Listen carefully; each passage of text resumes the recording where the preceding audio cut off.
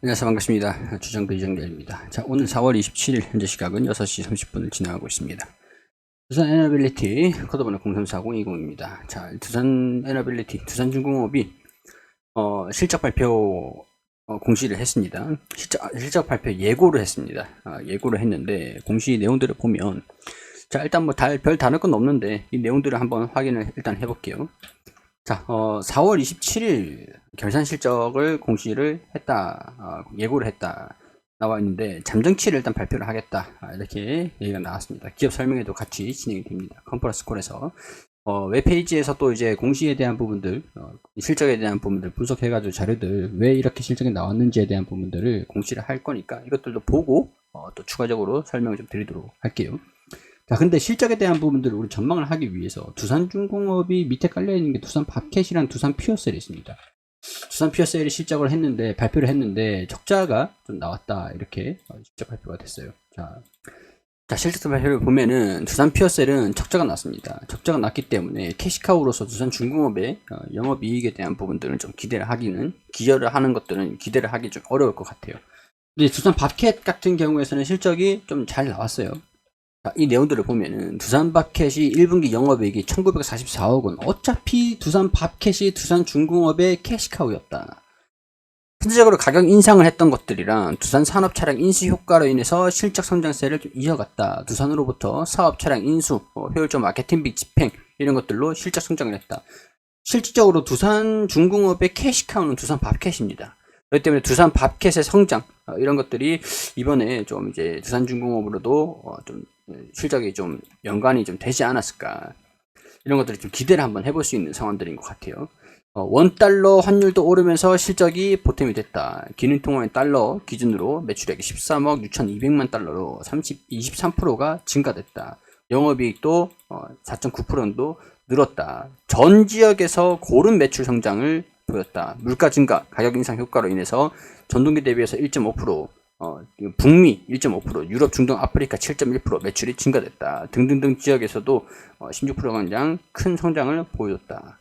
농업하고 조경비, 장비, 제품군이 성장이 좀 두드러졌다. 공급만 병목 향상으로 수요가 공급을 앞지른 가운데 이렇게 증가되는 실적들을 보여줬다. 그러면 이제 두산중공업으로 연결되는 것들을 좀 기대를 한번 해볼 수 있는 상황들이 되겠죠.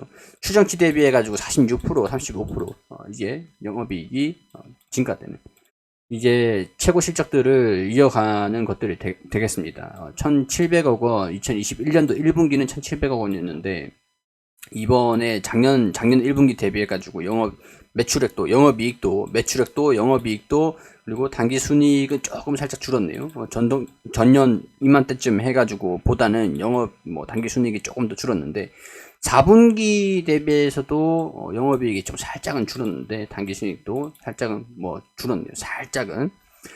전 분기 대비해서 좀 살짝 줄었고, 근데 추정치 대비해서는 증가됐다. 자, 이게 실적으로 좀 어떻게 두산중공업에 어떻게 반영이 될지는 미지수긴 합니다만, 일단은 이 두산 에너빌리티가 실적 발표를 하는 것들은 29일, 오늘 이제 27일이고 29일에 실적을 발표를 한다라고 했으니까 이거 보면서 또 설명을 드리도록 할게요. 일단은 오늘 장 초반에 시작과 동시에 주가가 조정을 받으면서 개파락을 하면서 출발을 했습니다. 근데 일단 이런 것들은 대부분의 종목들이 오늘 하락하는 모습들을 보여주면서 출발을 하긴 했어요. 왜냐면 코스닥, 코스피 시장 자체가 갭락을 하면서 출발을 했기 때문에 어느 정도 실적에 이 경기에 대한 우려감들이 반영이 되면서 이 코스피랑 코스닥인데 개파락을 하면서 출발을 했단 말이죠. 달러가 지금 고공행진을 하고 있습니다. 근데 두산밥캣 같은 경우는 수출을 하는 기업이기 때문에 달러에 대한 이득을 많이 봤다라고 했잖아요. 달러의 이득을 좀 봤다. 두산중공업도 수출하는 기업이기도 합니다. 플랜트 원전 이런 것들도 다 이제 수출을 하고, 가스터빈 이런 것들 좀 내수를 기대를 하고 있는 상황들인데, 기본적으로 해외에도 수출을 할 수 있는 것들이니까 풍력도 그렇고, 풍력은 글로벌적으로 영향력이 크진 않은데 기대는 살짝 하기는 힘들 것 같고. 자, 일단은 환율이 올라가서 영업이익이 급등하는 모습들을 보여줬다. 두산중공업도 기본적으로 그런 것들에 수혜를 좀 받을 수 있었을까, 기대를 한번 해볼 수 있는 상황들인 것 같은데, 영업이익 추정치를 한번 일단 살펴보면 추정치가 없었네요. 추천치가 다 없었네요. 이전에 좀 나왔던 상황들인데 컨센서스에 대한 변화가 좀 있었을 것 같네요. 자, 일단은 개파락이 나오면서 빠르게 회복을 시키면서 마무리가 됐습니다. 일단 장막판에도 거래량들이 동반되면서 좀 순매수세가 좀 보였는데, 외국인의 수급은 지금 좀 기대를 하기는 어렵다라고 말씀을 드렸었죠. 근데 이제 기관과 금융투자, 보험에서, 연기금에서 매수를 좀 보여주고 있는 것들이, 실적만 좀 견고한 실적들이 나와준다라고 하면은 수급이 계속 기대를 한번 해볼 수 있는 상황들이 아닐까. 자, 그렇기 때문에 실적 발표 그 전까지는 좀 이제 관망을 해서 지켜보자 라는 말씀을 좀 드리고, 기대를 하면서 지켜보자 말씀을 좀 드릴 수 있을 것 같고, 21,000원 부근들 돌파를 하면서 좀 안착을 해줄 수 있는지, 실적도 긍정적인 실적이 나오면서 상승 추세 돌입, 이렇게 추세가 좀, 여기도 이전에 조정을 받았을 때 추세 돌입을 좀 했잖아요. 이런 식으로도 좀 이제 상승 흐름들 이런 식으로 좀 보여줄 수 있을지, 22,000원 부근들, 이 지지 구간과 저항 구간들 살펴보시면 될 것 같습니다.